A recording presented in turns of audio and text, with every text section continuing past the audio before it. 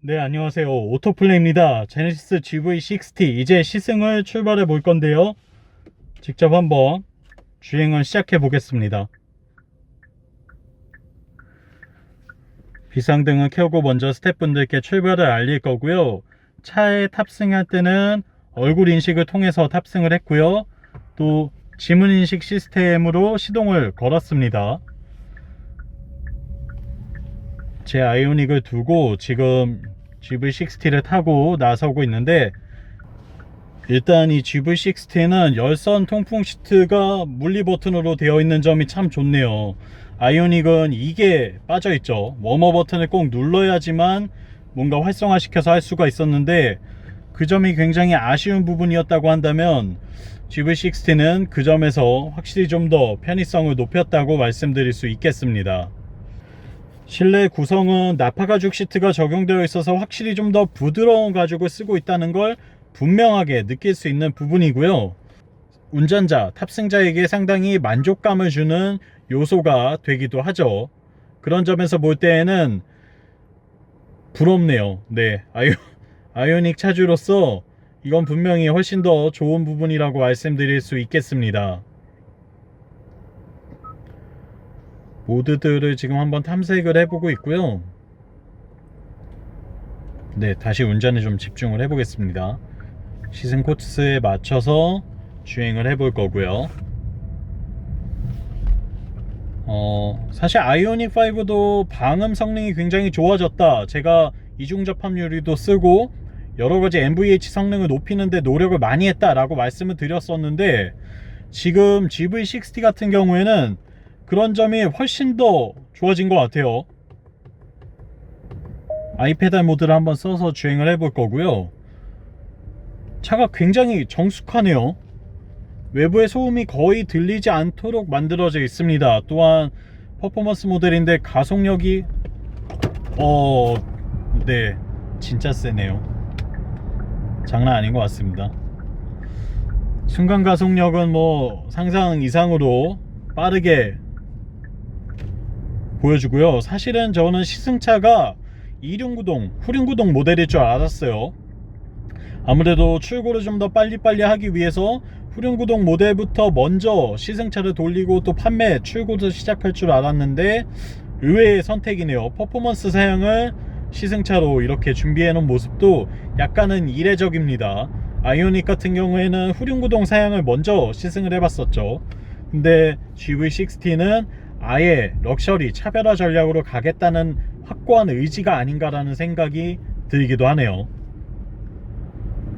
뭐 순간 가속력이 정말 너무 뛰어나서 깜짝깜짝 놀랄만한 정도입니다. 가속력 진짜 좋네요. 거기다가 이 가속감 세팅을 초반부터 너무 깜짝 놀라게 하는 게 아니고, 가속 페달을 밟았을 직후에는 조금 부드럽게 쭉 밀어주면서 점진적으로 가속력이 더해지는 그런 세팅을 하고 있는데, 이런 부분들도 상당히 마음에 드는 요소라고 할 수 있겠습니다. 현대자동차가 자신들이 내고 있는 최고 출력을 처음부터 무조건 다 뽑아내질 않더라고요. 뭐 휠스핀이라던가 여러가지 사고의 위험이라던가 혹은 탑승자가 놀랄 수도 있기 때문에 그런 것들을 다 고려해서 세팅을 했다는 느낌이 들고 있는 제네시스의 주행감을 보고 있습니다. 그리고 서스펜션 같은 경우에도 상당히 잘 정제되어 있다는 느낌이 드는데요.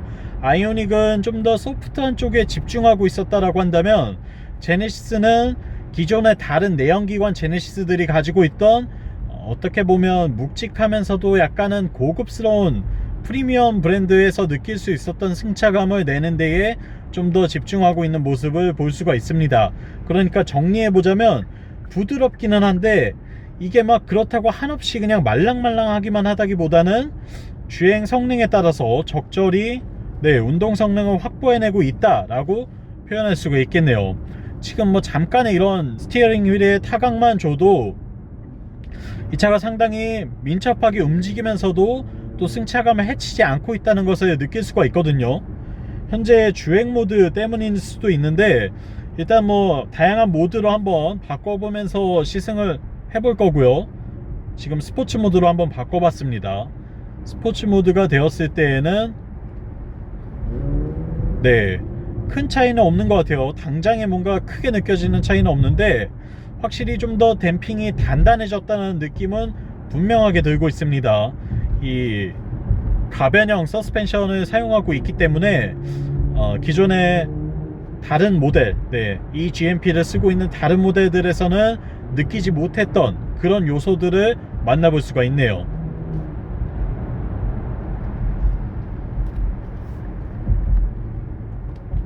다시 컴포트 모드로 바꿔봤고요.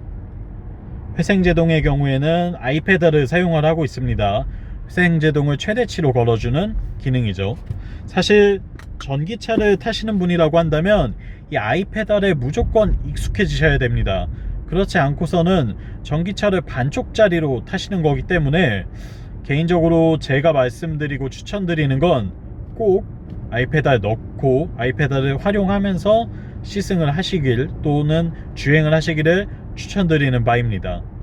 이게 처음에는 브레이크 페달을 밟지 않고 감속을 하다 보니까 좀 어색하게 느껴지실 수 있어요. 근데 어느 정도 적응이 되고 나면 아주 편하게 운전할 수 있다는 게 또 하나의 장점이 되거든요. 클러스터에도 이렇게 증강현실 내비게이션으로 앞을 보여주고 있습니다. 이런 부분들도 상당히 센스 있는 배려네요. 마음에 드는 요소인 것 같고요. 제가 알기로 이 차의 헤드업 디스플레이가 증강현실이 적용되지 않는 제품으로 알고 있어요. 그래서인지 제네시스는 이 클러스터 안에다가 증강현실 내비게이션을 넣은 것으로 보입니다. 둘 중에 하나를 선택을 한 거겠죠.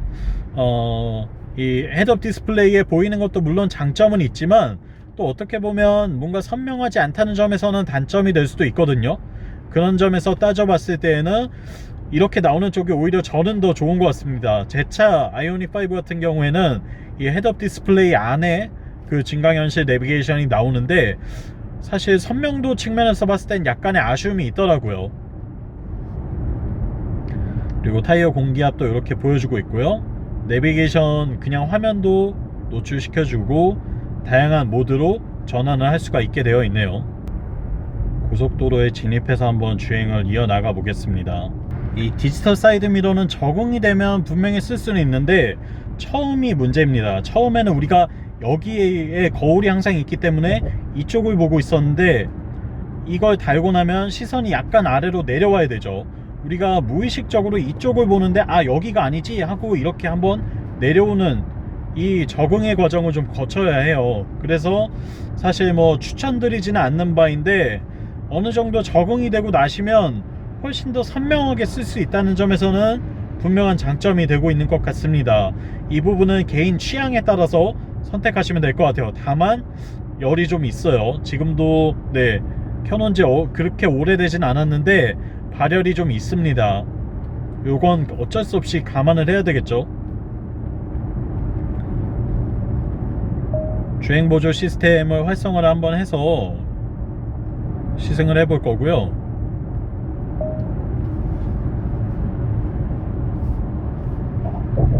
확실히 좀 더 깔끔한 승차감과 깔끔한 주행감을 준다는 건 부정할 수 없는 사실인 것 같습니다.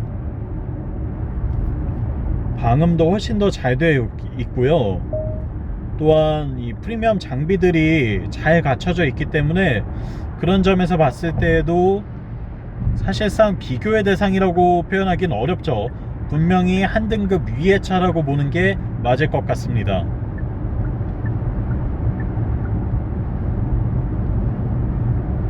차선 변경도 이렇게 깜빡이를 넣어주면 스티어링 휠을 알아서 조작해주는 모습을 볼 수가 있고요. 그리고 제가 이렇게 잡아주고만 있으면 알아서 차선을 따라가는 모습도 잘 보여주고 있습니다. 또 헤드업 디스플레이를 통해서 주위의 차들이 어떻게 다가오고 있는지 어떻게 나아가고 있는지를 한 번에 확인할 수가 있다는 점도 장점이 되고 있죠. 클러스터의 이 디자인도 기존의 현대기아에서 쓰던 것과는 완전히 다릅니다. 일단 블랙 테마를 쓰고 있고요. 그리고 디자인 자체가 바뀌었어요. 지금 구성 자체가 완전히 바뀐 모습을 보여주고 있습니다. 역시 제네시스라는 걸 확실히 알게 하는 그런 모습들인데요. 또 하나의 차이점이 있죠. 바로 차키에 있습니다.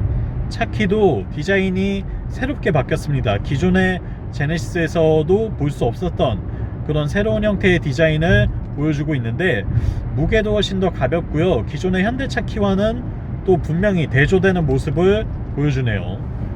제가 스티어링 휠에서 손을 떼지 않은 채로 지금 제 차 키를 한번 꺼내보면 이렇게 두 개의 차 키가 차이점을 보여주고 있습니다.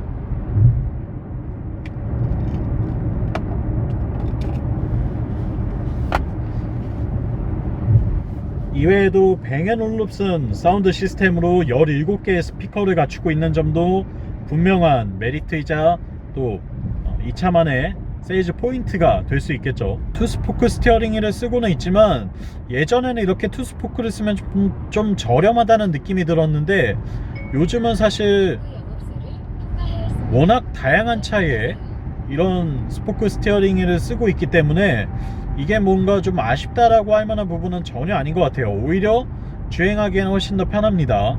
앞차가 비켜놨으니까 한번 가속을 잠시 해볼까요? 크루즈를 잠시 끄고 부스트를 한번 켜서 엄청난 가속력을 보여주네요. 부스트 버튼을 누르고 나니까 제가 앞서 말씀드렸던 풀악셀을 해도 가속감 세팅을 좀 더 리니어하게 만들어냈다 라고 했던 표현이 의미가 없어졌습니다. 부스트 모드를 누르고 나면 그때부터는 정말 즉각적으로 출력을 바퀴에다 쏟아붓는 느낌이에요. 이전에는 이 소프트웨어가 컴퓨터를 통해서 야, 풀악셀은 했지만 조금 더 부드럽게 가속하게 해줘 라고 명령을 했는데, 이 버튼을 누르고 나면 그때부터는 네가 갖고 있는 출력 그냥 100% 다 한 번에 써 라고 표현하고 있는 것처럼 달려나가 줍니다. 순간 가속력이 진짜 장난이 아니네요. 10초간의 부스트가 진짜 강력합니다. 순간적인 가속력을 얻고자 할 때에는 정말 엄청난 성능을 자랑하는 게 또 이 GV60 퍼포먼스 모델의 장점이 될 것 같네요. 지금 터널을 달리고 있는데도 터널 내의 소음도 그렇게 뭔가 크게 들어오는 부분은 없습니다. 기존의 다른 제네시스들을 타고 있을 때 딱 그 정도 느낌이고요. 터널을 벗어나고 나면 진짜 정숙해지죠.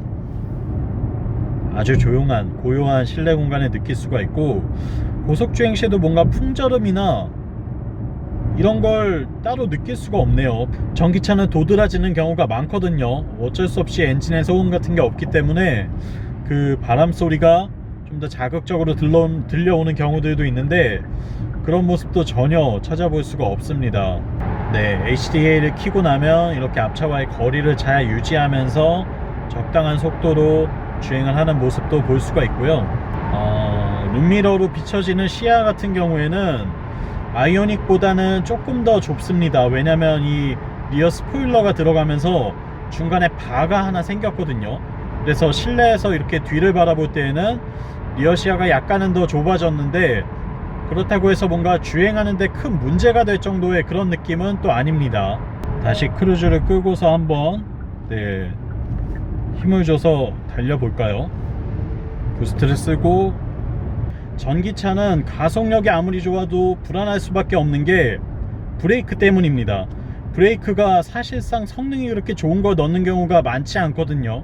근데 지금 제가 타고 있는 이 퍼포먼스 모델 같은 경우에는 4피스톤 캘리퍼를 장착하고 있다 보니까 아무래도 이 좀 더 고속으로 달린다던가 다이나믹하게 차를 몰아붙여도 브레이크를 믿을 수가 있어서 좀 더 안심하고 마음껏 달릴 수가 있는 것 같아요. 혹시 모를 회생제동만으로 커버가 안 되는 상황이 발생한다고 하더라도 브레이크를 통해서 직접적인 제동이 가능하기 때문이죠.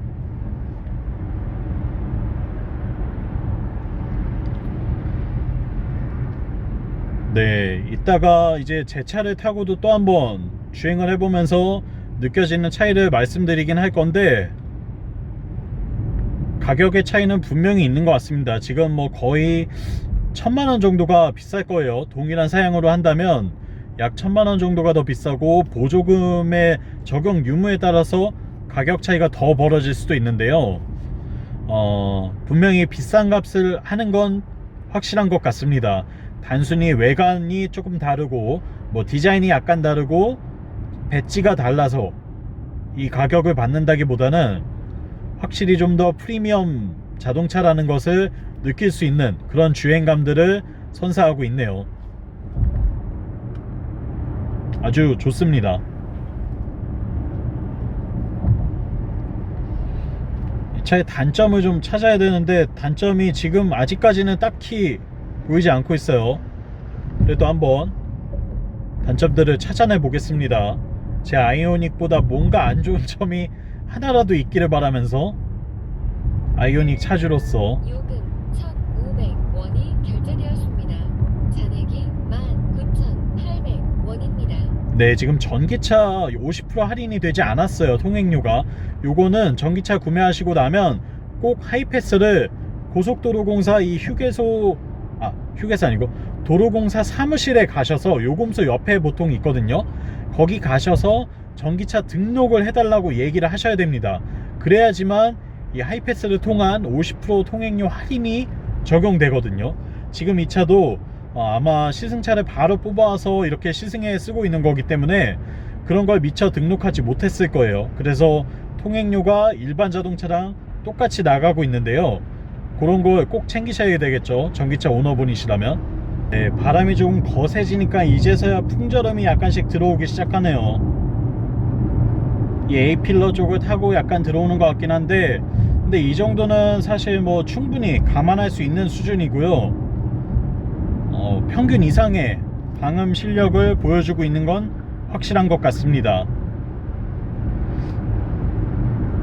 하지만 이 디지털 사이드 미러는 정말 여전히 적응이 되지 않네요. 이걸 정말 큰맘 먹고 꼭 적응해서 타시겠다는 분이 아니라면 저는 개인적으로 이걸 넣으시라고 추천드리진 않겠습니다. 이 가격으로 다른 옵션을 차라리 추가하시는 게 더 좋을 것 같아요. 터널에 들어가게 되면 자동으로 이렇게 외부 공기를 차단하는 기능도 역시 적용되고 있고요. 아쉬움이라고 한다면 지금 뭐 시트 포지션도 상당히 적절하고 다 좋은데 이 공조장치 패널이 너무 아래로 좀 내려가 있는 것 같아요. 그래서 이걸 조작하려면 이렇게 손이 앞으로 뻗어야 되거든요. 이 부분이 조금 조작성이 아쉽게 느껴지긴 합니다.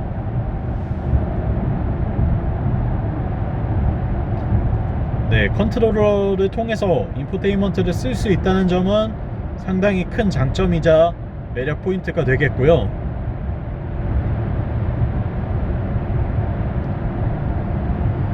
그리고 이 인포테인먼트 컨트롤러도 확실히 개선된 모습을 보여주고 있죠.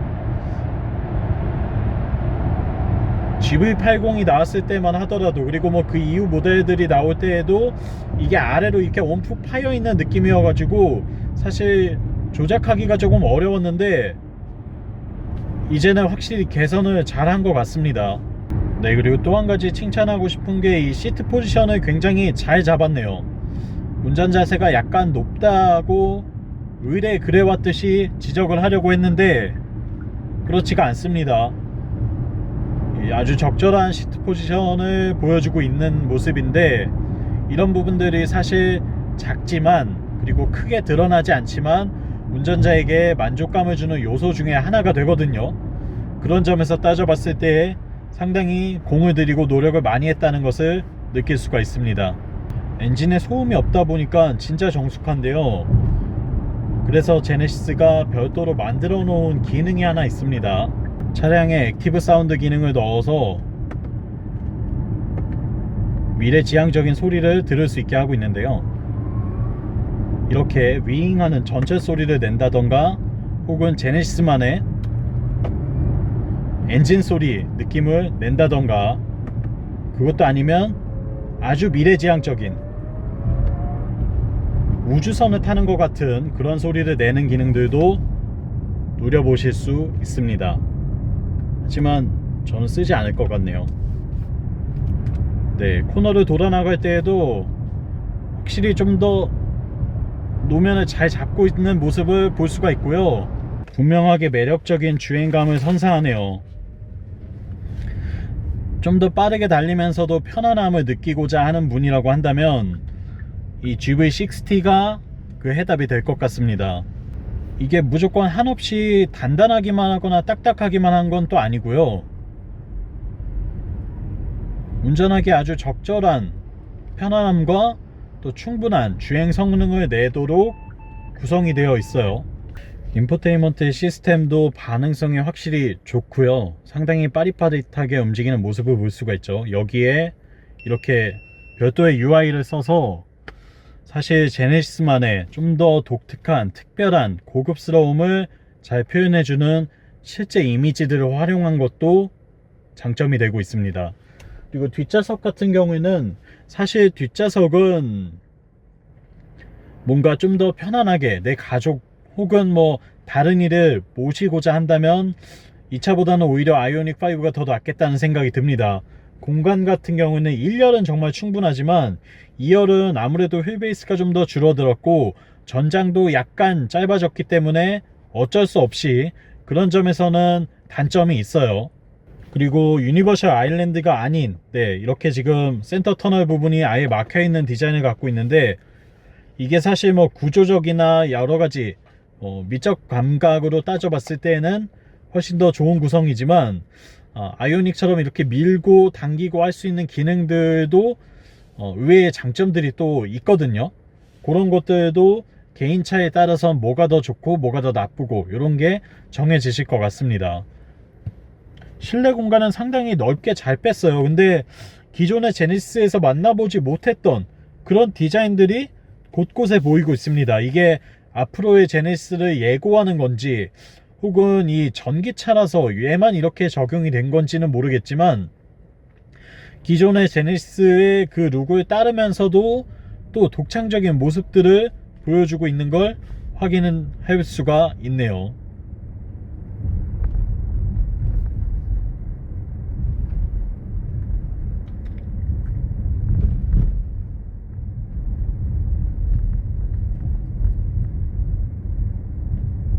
네, 상당히 뭐 매력적인 부분이 많은 것 같고요. 퍼포먼스 모델을 타게 될 줄은 몰랐는데 앞으로의 현대차, 앞으로의 제네시스, 앞으로의 기아, 이 EGMP를 쓰고 있는 모든 차가 다 어떻게 변화할지 정말 많이 기대가 됩니다. 이 차를 통해서 이제 이 EGMP 플랫폼의 첫 번째 단추는 완전히 다 깨어진 것 같네요. 그리고 매우 성공적이라고 말씀드릴 수 있겠습니다.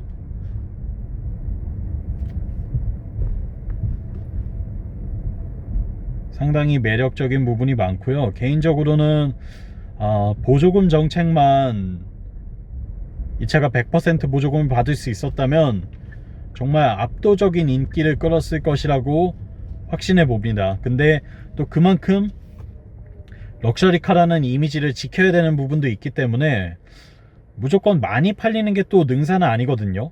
이 같은 등급에서 경쟁을 할 수 있도록 어느 정도 여건을 만들어주는 것도 필요하기 때문에 좀 더 합리적이고 실용적인 차를 구매하신다면 다른 모델들, 그리고 좀 더 나만을 위한 고급스러움 그리고 투자 가치가 있는 그런 차를 원하신다면 이 GV60가 상당히 좋은 선택이 될 것 같습니다.